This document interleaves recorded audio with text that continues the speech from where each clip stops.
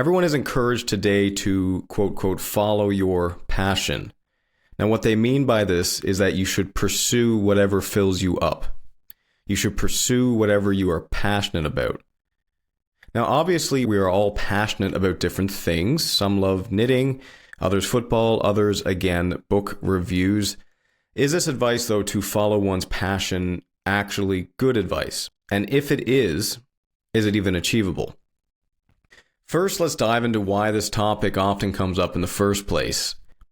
Many people, so many people that it's a little heartbreaking, are working jobs that they simply do not like. They get up, they get into their cars, they drive to work, the whole time dreading it. They get to the office, they get a coffee and maybe some water, and then the day starts. They're glued to their desk or perhaps the piece of machinery they are operating, and they remain there for 8 hours. And they relish the time to go to the bathroom because, hey, I can look at my phone for 10 minutes. Isn't that hilarious? It's a weird piece of office life that people who don't work in an office may not understand, but people actually do that. It's so crazy. But people get excited about bathroom breaks. They get excited about coffee breaks. It's one of those things. You just get 10 to 15 minutes to get away from your desk. And that noon lunch break, well, that's to die for. And the other great thing about noon is that, well, it's half over. You only got 4 more hours of work to go. Now, I've been here. I've worked jobs like this that are soul killing. That's how I would describe them, and that's how a lot of people do. And many people today are working jobs like this. And it still blows my mind how many people define work as something that you do not want to do.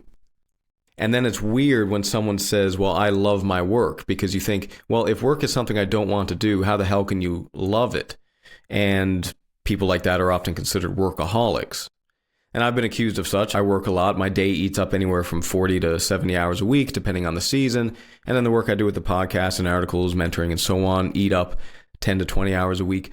But because I love both of those things, my professional career and my ambitions to be an aspiring philosopher, I guess, I struggle to define it as something that I don't want to do.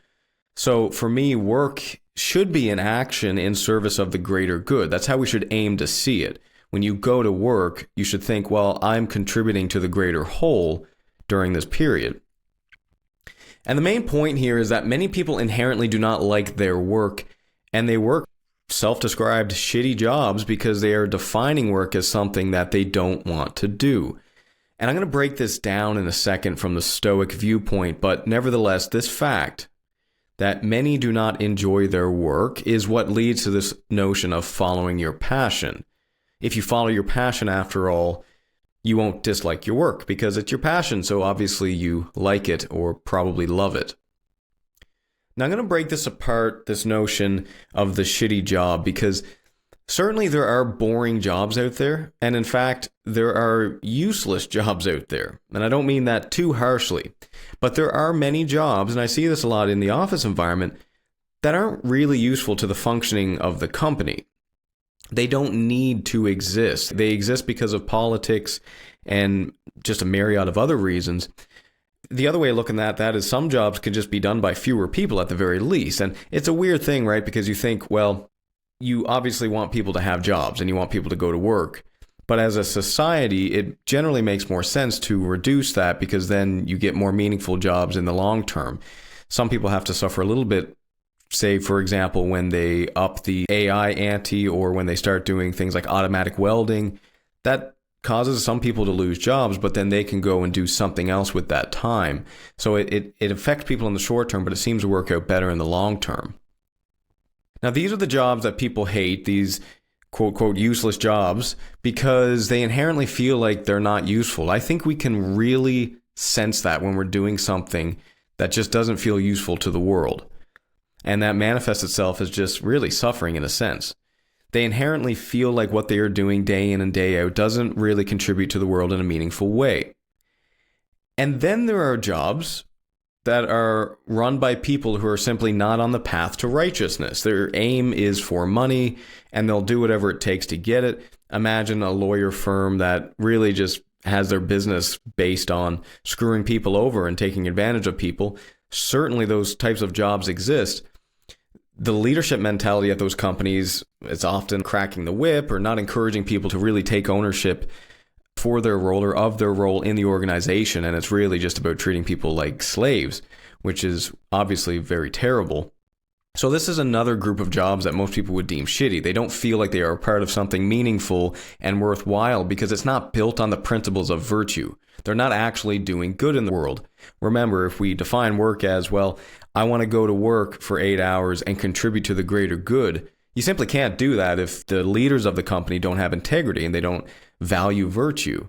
And now I do have to add a caveat here because sometimes people are in situations that don't allow them many options in their jobs. And so you can imagine someone literally having no other options, going and working for a company that might be overall unethical, but these people have to work in those jobs in order to support their families because they have no other option.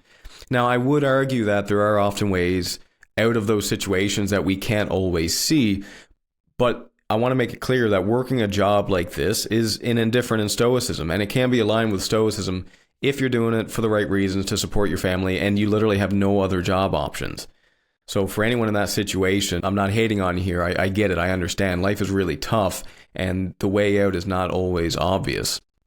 But those types of jobs, the ones where we are doing useless things, there's no real value in what we're doing, and those where we're working for really terrible people, those are really soul-killing because, again, it's one of those things. It's not useful, therefore it can't be stoic, and it's not virtuous, so it can't be stoic.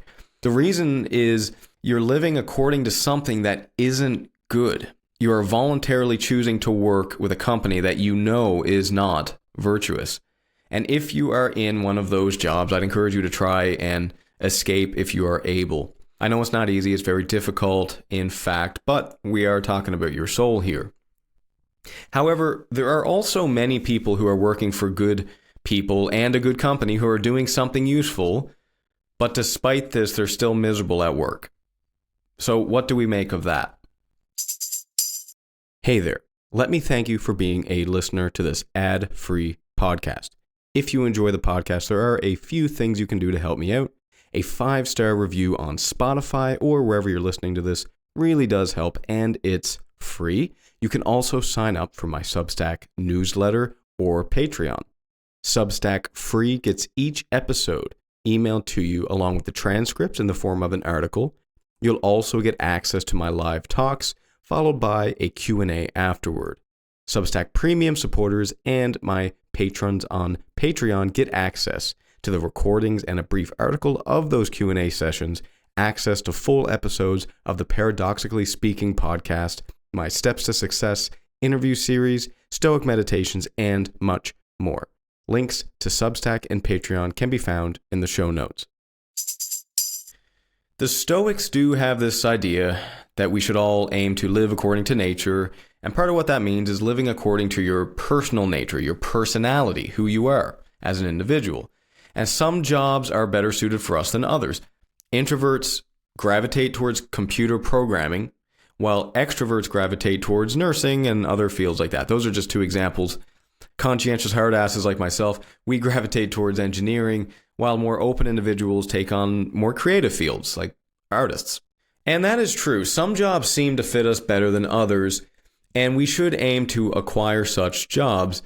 However, the Stoics also have this notion that all externals are indifferent. So in this context, what that means is that any job that you work is ultimately an indifferent. You can find contentment in any job. You could be the best and happiest janitor in the world who takes pride in cleaning offices for people to go and get their work done and contribute to the world. And then the question becomes, well, if that's true, if really we can find contentment in any job, then why don't we all just put a bunch of jobs in a hat and draw names and say, okay, well, I'm going to be a janitor for the rest of my life, or I'm going to be an accountant for the rest of my life? And that's a great question, because again, the Stoics say it doesn't really matter what you do. You can find contentment in that. And the answer is, there is such a thing in Stoicism called preferred indifference. You do absolutely have a right to preferences in Stoicism, and that applies to jobs as well. You do not, however, have the right in Stoicism to attach your flourishing to any particular job. So what does this look like in practice? Let's go through some examples here. Let's say that you're about to graduate high school and you're considering different career paths. If your family is in a financial situation to give you as much opportunity as you want, meaning you can study anything you want, you can go to any trade school you want, or you can just go work at any job after that. You have basically unlimited options as it comes to what you want to do. And you want to be a kinesiologist and you want to help people return from physical injuries, that's amazing. Go do it. I almost did kinesiology myself. It seems like a pretty cool field.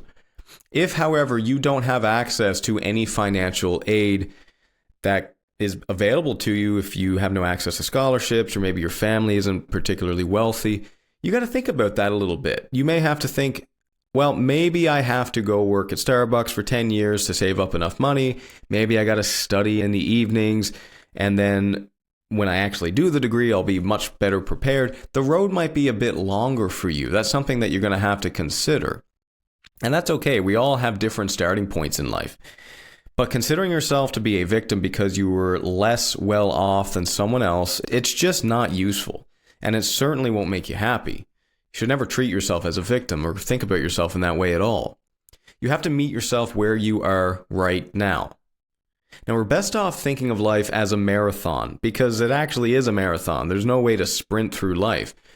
But in relation to our preferred indifference, like which job we work, we should think about it as, okay, I have this life ahead of me and there's certain things I want to do, and that's probably going to take me a long time to get there. I mean, if you want to be a kinesiologist, you're looking at 5 years of study plus working probably entry-level jobs for a while to get to where you want to be.